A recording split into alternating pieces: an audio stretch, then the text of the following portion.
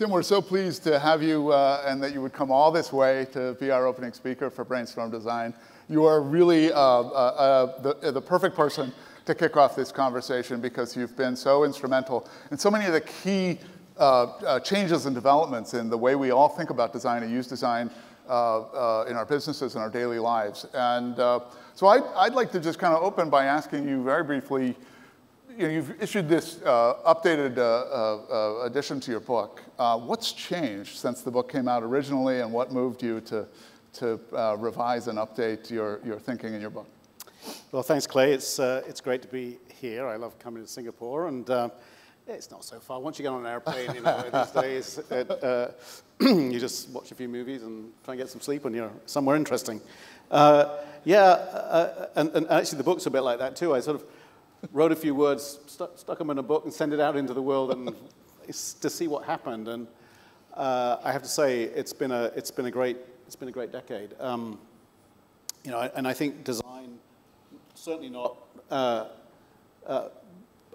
just through my or our efforts at IDEO, but a lot of people's efforts, design has come a long way in the last decade. And I think there are so many examples of it. I mean, who expected a little movie about the font Helvetica would end up, having the popularity that Gary Hustwit's movie had, and who knew that almost every tech company, not only in Silicon Valley but well beyond, would hire not only some designers but thousands of designers. Right.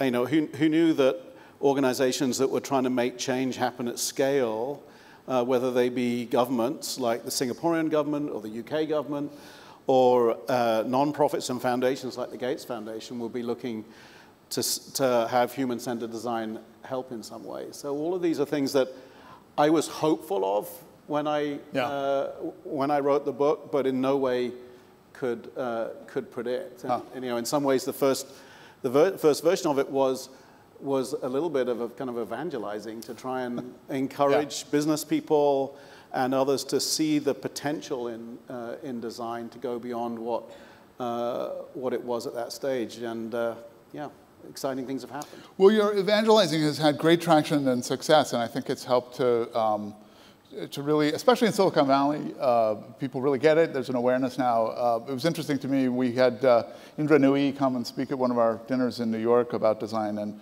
she has been on the vanguard of this movement as well. But we asked her how many of the Fortune 500 companies she thought really understood the power of design and had embraced it, and she said, I'd be shocked if it was more than 15%. Do you think that's I think she may be right at her level, at the CEO level, executive level, but that's certainly not true if you go into so many organizations now. And I do think it's a gradual process of change. All right?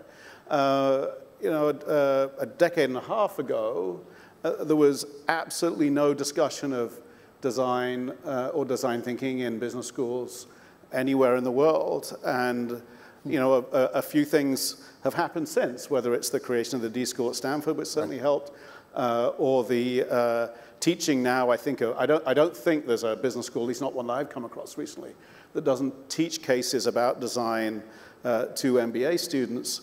And so there's a whole generation of business leaders that have come into organizations and now are just beginning to work their way into senior positions, because they, the ones that first started getting taught back in the late 90s or early 2000s, that's nearly 20 years now, are starting to appear in senior positions. So we're seeing it gradually work its way up. Now, at the very top of the largest organizations, it takes leaders who are pretty insightful and could kind of see the future, whether it's Indira or whether it's Jim Hackett at Ford, or my friend Carlos Rodriguez Pastor at Intercorp, which is the biggest company in Peru, who saw the potential of design many years ago. And there are just a few of these kind of large-scale CEOs of large-scale companies who really get it. But there are going to be many, many more over the next couple of decades. Huh. Fascinating. You're one of the coiners of this great phrase, wicked problems. Oh, I didn't coin that coined that phrase. My memory fails me. I'll blame jet lag for who exactly did. But no, I'm a big believer in design's contribution to thinking about big, complex problems, for sure. Tell us some of the wicked problems you're thinking about right now. What are you working on, and what do you see as the big challenges for designers? I think we're at this unique moment when there's almost no societal system that I can think of that doesn't require redesign, and there's a reason for it, right? We're at this moment when, many describe as the fourth industrial revolution, where the impact of internet-based technologies, and particularly AI, machine learning, and similar technologies, are having a fundamental effect on the way everything works, not just some things, everything. And so systems that in many cases were designed 100, 150 years ago for the first industrial revolution or the second industrial revolution are no longer quite fit for purpose. And there's a role for design in how education or a healthcare system, our taxation systems, many of the services that governments provide, there's a role for helping those systems shift to be relevant and fit for the 21st century. Some of them are really deeply fundamental. I mean, one of the ones that I'm most fascinated by at the moment, I think is perhaps one of the biggest challenges that design, well, maybe for sure is the biggest challenge that design has faced since industrial design first got created. I mean, about 150 years ago. I mean, William Morris is, some people would describe him as the first industrial designer, set up his studio in 1861 in London, and in order to try and design products for the Industrial Revolution that were kind of more sensitive to people's needs and tastes. Well, ever since that moment, designers, particularly designers of my type, product designers, industrial designers, have been designing things based on a linear system of production, where we dig materials out of the ground, we process the materials, we turn those into products. More and more often, those products are used for a very short period of time, and then we throw them away. And that system is no longer fit for purpose. And we're having to learn how to design for something that we now call the circular economy, which is a completely different mindset for designers. It's very, very difficult to change from that old linear pattern to a new circular pattern, and so that's one example of a. So when you say circular, you mean where the components of any particular product can be infinitely reused? In theory, right? Yeah. That materials can be kept at their kind of highest level of use for much, much longer. If they're natural materials, then they should be able to go back into a natural system and be reused. If they're not natural materials, then we have to hold them and use them and not just throw them into landfills. And this is a challenge that really requires a kind of broad mix of different skill sets to address it. It needs people that are specialists in the materials, of course, exactly. The chemicals. Yeah, I mean, on the materials themselves, we're having to, we need to discover many new materials or use materials differently, but also in the way we think of and conceive of products. More of them have to turn into services, where those that provide the product as a service are responsible and motivated to actually to keep them in systems of use for much longer. So they're fundamentally different business models. Amazing. You mentioned the changes associated with the emergence and development of the internet, which is a really interesting sort of topic for designers. I sort of laid out the three design tribes at the opening here, and I mentioned this last one, the computational designers. But in some ways, your perspective on design, this idea of putting the user at the center, gave birth to this whole idea of user experience, and that being a critical thing for people that roll services out on the web. But what I often hear from people who are involved with any kind of internet service or product is that often the type of traditional commercial design methods, this kind of ethnographic approach, going out, spending a long time hanging out with customers, they have no patience for it. They just say, I got to roll a product out in 3 days, and 100 million people are going to use it, and so I have to guess. And so I can't spend time with actual real people. I have to use data and take my best shot, and tweak it as we go.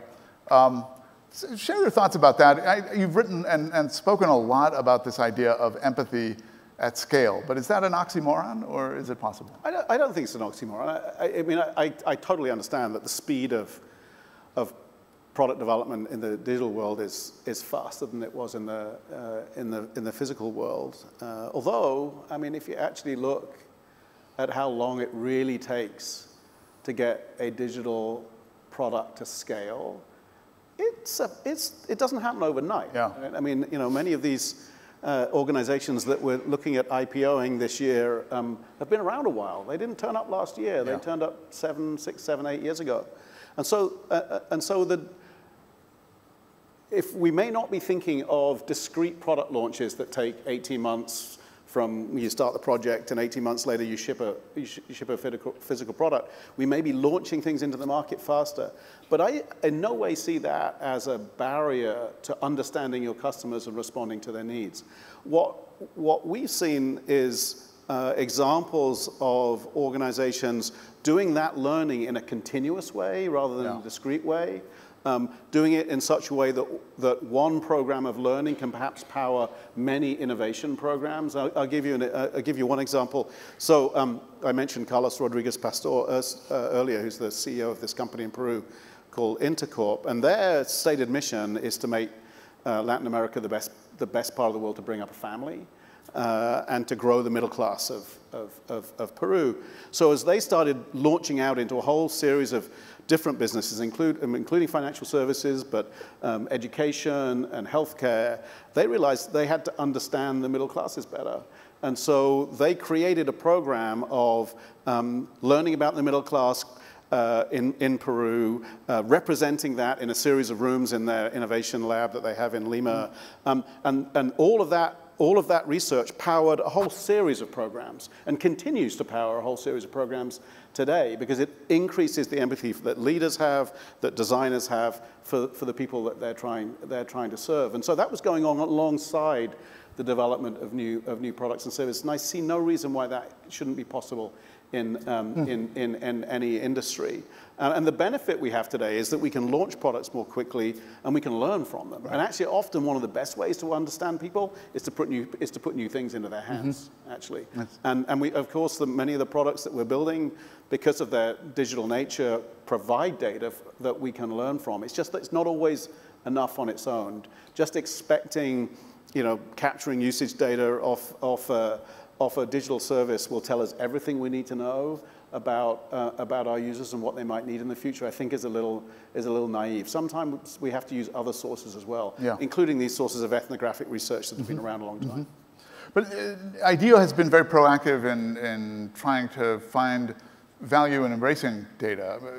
I wonder if you could tell us a little bit about Datascope and D for AI. Well, I mean, it's pretty clear that data has become and is becoming another medium for design. Oh. I mean, it just as plastic or just as information that flowed across the internet, both of those things are medias for design. So is data. We can receive it, we can manipulate it, we can use it to draw insights, we can use it to shape responses that products make.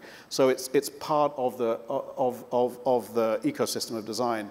And I was keen that at IDEO, not only that we learned about it early, but also that we built it into the way we think as designers. And so it felt like the best way to do that was to find some data scientists that might actually want to come and be part of the way that we work and join us at IDEO. So we found this small but very, very capable data science group out in Chicago called Datascope that we brought into IDEO last year. And we now have data scientists on many of the project teams that we have operating. So they're working as designers alongside digital designers and product designers and design researchers. And we're looking to build the use of data into the way we do research, but more importantly, into the products that we're building themselves. And it turns out that just like engineers and designers, data scientists actually love finding out about customers, and they love understanding the problem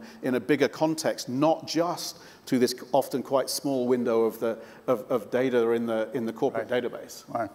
You've also launched this new service, D for AI. Yeah, I mean that's really, that was a move to try and both encourage ourselves and our clients to see data and artificial intelligence actually not as artificial intelligence, but as augmented intelligence. That the role of data and machine intelligence and machine learning is not necessarily to replace people or automate everything in our world, but instead can be used to augment the empathy and sensitivity and other qualities that human beings have and give them, if you like, superpowers to be able to play their roles better, whether they're playing a role in a service organization or they're playing in healthcare, for instance, or in any other service industry, or we're helping create products that serve human beings better. We see data as something that augments human skills and qualities rather than necessarily always has to replace them. Huh.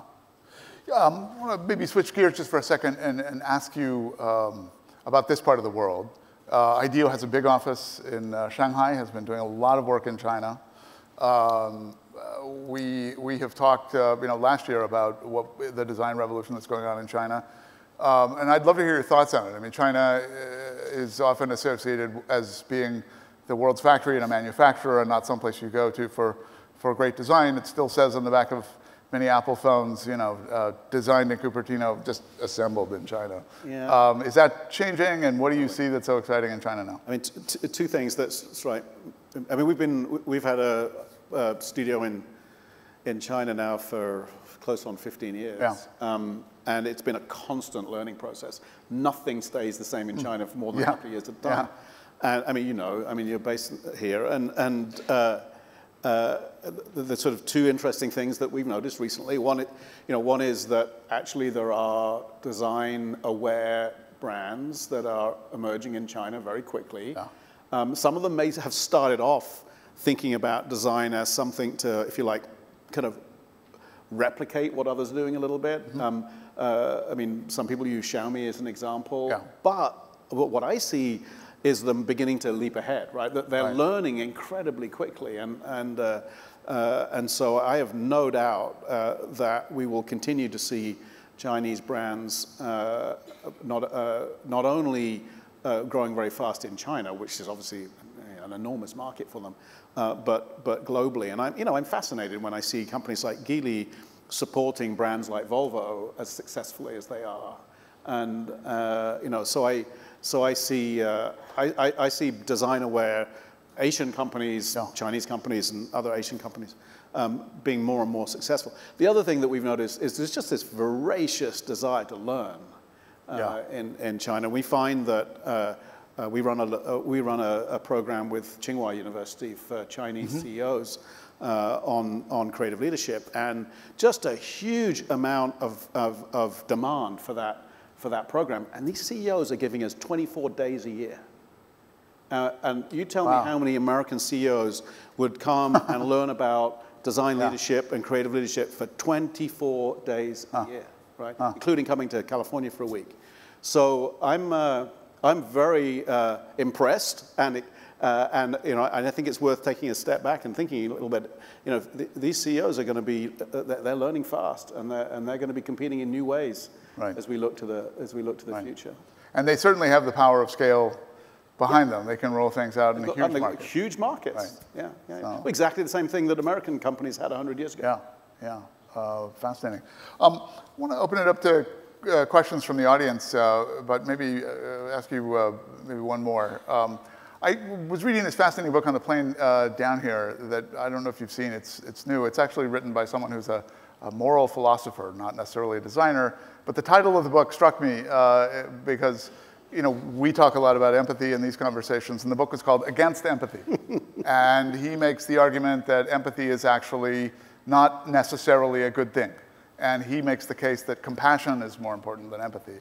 And part of this is playing with definitions, but one of the points that that's interesting is he's tried to delineate the different types of empathy. And he said, there's the empathy where you just understand somebody's situation, and then there's the empathy where you feel what they feel. And he said, often we tend to assume that the best kind of empathy is the latter, where we we can put ourselves in the shoes of some other person. And he argued that actually it's not necessary to go that far, and sometimes having those kind of knee-jerk emotions can be counterproductive and lead to irrational outcomes and decisions. Is this a conversation that resonates at all with you? I mean, my view about, I mean, for me as a designer, empathy is not the end, it's a means, right? What I want to do is to imagine how people will be situated in the world and how they might make use of the things that I design, right? And I don't want to be designing things just for me. Yeah. Right? I want to be designing things for people who are very different from me. So if I'm trying to put myself in the position of being out there in the future somewhere with some service or product or experience that I've helped create, I want to try and imagine how it will be like to use that thing, right? That requires some level of empathy. And now, whether it's compassion or this other form of empathy, I don't know. I'm not a psychologist, but it is extremely useful to be able to imagine that experience in the hands of somebody else, right? So that I can make it as fit as possible, and that's really what I'm interested in.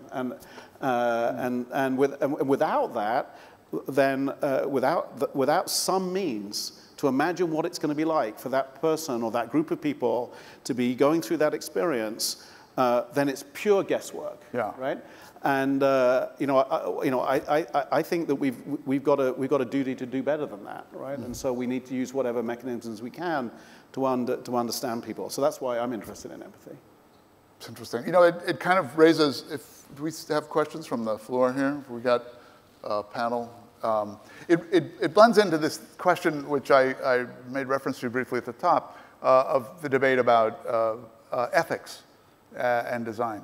You know, what are there particular values? Is there some kind of Hippocratic Oath or something like that designers should be taking because they have these unique powers of empathy? Not necessarily. I think obviously there's a lot of conversation rightly going on right now as we begin to understand some of the unintended consequences of these new systems that we're deploying in the world, right? These new technologies that we started to design early on in their evolution before we really understood them, or certainly understood in some cases the business models that were going to be paired up with these technologies. So for me, the most important value that we should have as designers is not to actually do no harm, although that should never be our intent. Because what worries me is if we took that approach, we would take no risks, right? And we would not explore possibilities. What I think we do need to commit to is to constantly reassess what we're learning and redesign where redesign needs to happen, right? You know, I think we'll be hearing a little bit about Charles and Ray Eames over the next couple of days. And you know, I think one of the things that affected me most as a young designer when I was first studying was the powers of 10. And what I learned from powers of 10 was this really important habit we need to get into, which is to take a different perspective, right? Which is to step back and see the wider picture, or sometimes step in and see the narrower picture.